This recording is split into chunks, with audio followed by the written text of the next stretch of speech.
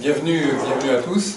Donc moi je suis heureux de vous accueillir ce soir pour le dîner d'accueil de notre représentant de la présidente internationale, Alain Vandepoel, qui est aussi administrateur. Donc bienvenue mon cher Alain. On a déjà pu échanger avec nos deux gouverneurs futurs DGE, DGN, donc c'est un vrai plaisir. Je remercie aussi la présidente Armelle, la présidente du club de Fontainebleau, qui nous accueille dans cette cité impériale qui est formidable. Moi, je connais, j'y habite, j'y vis, donc, mais j'espère que vous appréciez, vous avez eu le temps d'apprécier cette ville cet après-midi ou à d'autres moments. Le collège du gouverneur qui est présent, mais aussi est heureux de vous recevoir finalement, donc au niveau du district. Ce que je voulais vous dire, c'est que le district qui a vécu quelques turbulences les années précédentes, donc on a mis en place un plan pluriannuel avec nos deux amis Bernard et puis Isabelle, donc un pluriannuel avec un objectif qui est d'atteindre les 1300 effectifs en 2027. Derrière ça, ce que j'ai pu expliquer à Alain, c'est qu'on a un projet en 3 axes. On arrête l'hémorragie qui était latente, qui était flagrante. On soigne les malades, puisqu'on a à peu près 3/4 de nos clubs qui sont en dessous de 20, et on a même des clubs qui sont à 10 et en dessous de 10 de l'ordre d'un quart. Et puis on crée de nouveaux clubs. Donc ce projet-là, il est en marche. Moi je trouve qu'il y a une dynamique. Alors derrière cela, on a mis aussi des ressources en place. Donc les ressources, c'est... On a parlé d'attractivité, et là je ne veux pas vous en parler plus que ça ce soir. On a mis aussi quelques personnes pour s'occuper de cette attractivité. Et puis aussi, je vous ai imposé un peu une vision en début d'année. Vous vous souvenez, la vision avec le petit caméléon, qu'on améliore l'attractivité du Rotary, du district, en prenant en compte à la fois les changements de la société et les changements du Rotary, en ayant comme atout la jeunesse, et puis les 2 leviers, l'environnement et puis le professionnel. Donc ça, c'est la mayonnaise. Moi, je trouve que la mayonnaise est en train de prendre. J'en suis presque à la fin de mes visites, et je vois une certaine dynamique dans les clubs. Philippe pourra en témoigner, il y a pas mal d'intronisation. Les chiffres sont là pour le montrer, puisqu'on est en positif pour l'instant, d'un point de vue effectif. Donc la dynamique semble être là. Je voulais aussi dire des choses à Alain, que je n'ai pas dit tout à l'heure, c'est qu'on a signé des partenariats. Je pense que c'est important, Mario l'a dit, tu viens de le dire. On a des partenariats, il y a des partenariats importants qu'on a avec l'Éducation nationale. On a signé déjà il y a quelques années des contrats ou des conventions avec les académies d'Île-de-France, mais aussi l'Académie du Nord, des Hauts-de-France, donc parce qu'on a un département qui est dans l'Oise. Donc ça fonctionne bien, ça va être renouvelé. On a signé aussi des conventions sur les parasports. Ça, je t'en ai pas parlé aussi, mais c'est quelque chose d'intéressant. On essaye d'embarquer le 1660. Le département 77 a été moteur pendant les Jeux paralympiques pour faire des clubs par accueillants. Parce que nos clubs, les associations en général de parasport font des activités ponctuelles d'une journée, d'un week-end. Et puis les porteurs de handicap viennent, moi ça m'intéresse, je voudrais faire du tennis toute l'année, Et puis on leur dit, non, on n'a pas les structures. Donc le département 77 a mis en place un projet pour qu'ils aient 200 associations qui aient en permanence de l'encadrement. Nous, on s'est associés à ça. Ça a démarré par le 77, et au Sénat, avec Didier, il y a 3 ans, il y a eu une convention de signer pour étendre ce projet-là à tous les départements de l'Île-de-France. Donc la mayonnaise est en train de prendre, et c'est pour ça que je l'ai dit en boutade, on va embarquer le 1660 sans doute dans cette opération-là. On a signé aussi récemment un partenariat avec les Hauts-de-France sur l'insertion des jeunes, pour participer à des forums de métiers. sans doute que beaucoup le font sans convention, mais au moins ça nous donne une visibilité. Ça nous permet de rentrer dans les régions et puis de montrer ce que fait le Rotary. Et puis, je vous souhaite pour ce soir de bons échanges. Et puis, la magie du Rotary. Hein. Voilà.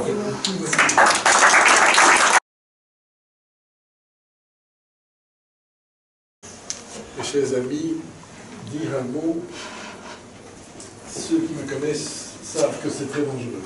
Parce qu'un mot, c'est un peu peu. Alors, je vais commencer par la plus simple, puisqu'il m'a appelé le président. Je vais vous annoncer une bonne nouvelle, c'est que, vous savez que le président international, il a un privilège, c'est qu'il nomme son comité. Comme un gouverneur nomme son comité, les présidents de club nomment leur comité. Ah ben oui, c'est aussi simple que ça. Et le 25 janvier, j'ai reçu un coup de fil du président élu, Mario, qui m'a demandé si j'acceptais d'être son vice-président. Et comme je disais à votre gouverneur, au Rotary, on vous pose une question, si vous dites non une fois, comme on dit en Belgique, on ne vous posera plus jamais de question.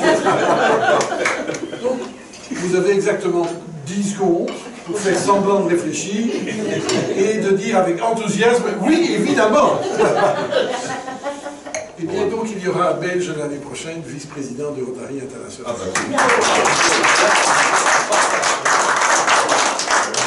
Alors vous, faites attention. Ceci étant, qu'est-ce qui m'avait provoqué? Je voudrais remercier le gouverneur Claude, merci pour ton invitation. Tu as toutes les salutations de Stéphanie qui est en voyage pour l'instant pour changer. Connaissez-vous un président international qui fait autre chose que voyager? Non.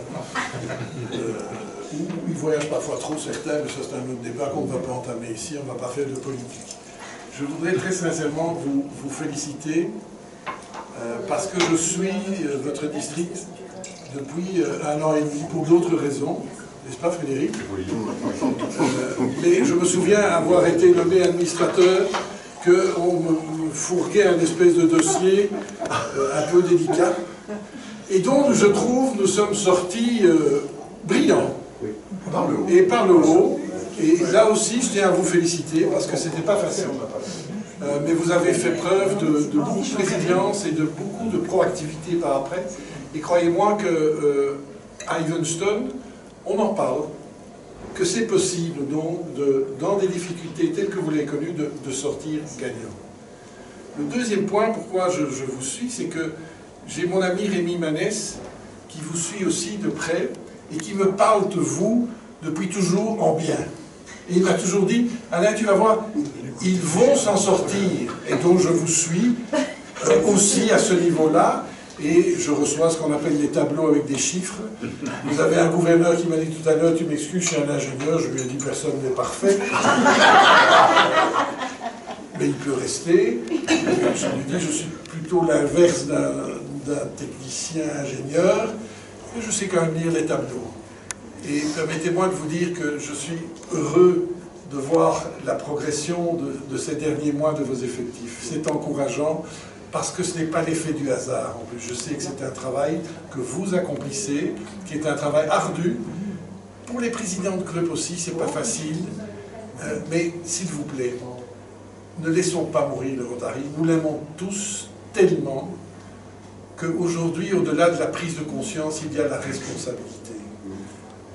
Nous tous, autant que nous sommes des Rotariens. Nous avons été gouverneurs, nous sommes les premiers à avoir notre nom dans les archives du Rotary International. Le Rotary ne nous appartient pas. Il appartient au futur et nous, on a un devoir de transmission.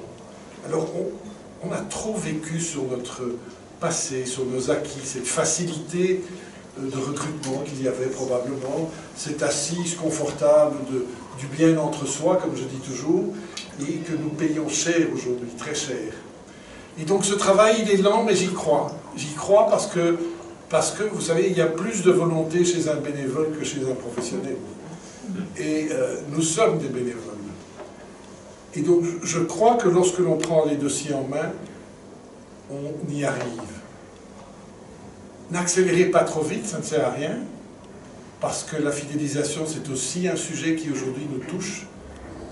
quand vous savez que 50% de nos membres dans le monde entier nous quittent dans les 3 premières années. 50% nous quittent dans les 3 premières années, 30% nous quittent dans la première année. Alors le monde a changé. J'aurai l'occasion de le dire demain, mais sachez que 49% des Rotariens aujourd'hui sont en Asie. 29% des Rotariens sont aux États-Unis. 29% sont en Europe et en Afrique. Le réveil est douloureux, mais il est tellement positif. Et je pense que nous changeons aussi nos messages. Et je m'esquinne, dit-on en Belgique, je me fatigue à répéter, mais avec tellement d'enthousiasme et de cœur, que nous ne sommes pas une ONG. Que nous sommes une organisation professionnelle au départ, mais qui a un avantage énorme, c'est que nous partageons les mêmes valeurs dans le monde entier. Que nous partageons le critère des 4 questions dans le monde entier. Et lorsque nous mettons en évidence nos valeurs et ce critère des 4 questions, je vois toujours le sourire apparaître chez nos membres parce qu'ils l'ont oublié, ou chez les candidats membres. Mais, croyez-moi, je vais être un peu dur, ce n'est pas le chèque que l'on remet à l'association des pêcheurs en ligne qui va faire la différence du Rotary. C'est ce qui va motiver que l'on a fait un chèque qui va faire la différence. C'est ce partage de valeurs que nous avons qui fait la différence. Et ça se vit avec ses tripes, et ça se vit avec son cœur, et ça se vit avec l'élitisme de cœur que je défends. Donc, le Rotary, mon épouse me dit toujours, c'est ta maîtresse. Je dis, écoute, l'avantage, c'est qu'elle ne me coûte pas cher. Et en plus, oui, enfin bon, ça, on ne va pas rentrer dans le détail. Et qu'en plus, elle m'est fidèle. Parce que je lui suis fidèle. Le Rotary m'a donné trop de belles choses pour que je ne lui rende pas. Et je disais à votre gouverneur Claude, je suis devenu rotarien contre ma volonté. J'occupais une fonction dans une société de services à Bruxelles, petite ville régionale belge, et cette société occupait 1200 personnes, ce qui est pour la Belgique quand même quelque chose de fort. Et j'étais directeur commercial dans cette entreprise. Et j'y étais depuis 8 jours, que le président m'appelle dans son bureau, je dis ça y est, c'est déjà foutu. Ils ont déjà compris à qui ils avaient affaire. Et le type, il me dit, ah, Madame de Poel, c'est vous? Je dis, oui, monsieur. Et vous habitez où? Ah, ben, j'habite à Wezenbeek. Ah, ben ça c'est une bonne nouvelle qui m'est. C'est très bien, dit, parce qu'on va créer un club Rotary là. Je dis, oh, oui, alors. Ah, ben vous serez membre de ce club. Et je ne savais pas, il avait été gouverneur dans le temps. Mais c'était l'époque, il y a 35 ans, où il était de bon ton, lorsque l'on était cadre supérieur dans une entreprise, de rejoindre un service club. D'un côté, le Lions, de temps en temps, ou de temps en temps le Lions, mais c'était comme ça. Et on ne m'a pas demandé mon avis. On ne m'a pas demandé mon avis. Donc, je suis un contre-produit rotarien. Quand j'ai été élu administrateur, je l'ai dit, je suis un contre-produit rotarien. Mon CV rotarien, à part avoir été président de mon club, gouverneur et occupé des fonctions au district, je n'ai occupé aucune fonction internationale. Aucune. J'ai représenté 15 fois le président du Rotary international. Ça, c'est vrai. J'étais quand même assez fier de me dire, j'ai pas de fonction, mais on aime bien m'envoyer quand même. Mais donc, le prototype de celui qui ne doit pas l'être. Qui ne doit pas l'être. Et pourtant, à l'élection, je me suis retrouvé administrateur, et maintenant j'avoue que je suis un peu fier, puisque l'année prochaine, nous serons ensemble avec un vice-président pour notre zone. Tout ça pour vous dire, on a tous une responsabilité. Vous l'avez accepté en étant gouverneur, continuez s'il vous plaît à être présent. Vous avez un rôle à jouer. Pas pour vous, pas pour votre ego de place gouverneur, parce que les places gouverneurs n'ont évidemment aucun ego, c'est bien connu, sauf certains, mais parce que nous avons un devoir de pérenniser le Rotary. Et votre expérience doit être mise à profit. pas pour vous, mais pour le Rotary. Parce qu'on en a besoin. Et on en aura encore besoin longtemps, je l'espère. Alors, je vais arrêter, parce que je vous ai déjà dit, c'est très dangereux de me donner la parole. Je vais vous souhaiter le meilleur. Je suis vraiment très, très, très heureux d'être arrivé. Je suis désolé, je n'ai pas mis ma cravate, mais elle est en rouge, je vous promets que demain, je le ferai. Ma femme m'avait d'ailleurs dit, enfin, tu passes en cravate. Je ne sais pas pourquoi, mais c'était sans doute à cause des gens de place que je me suis dit, je ne vais jamais de cravate.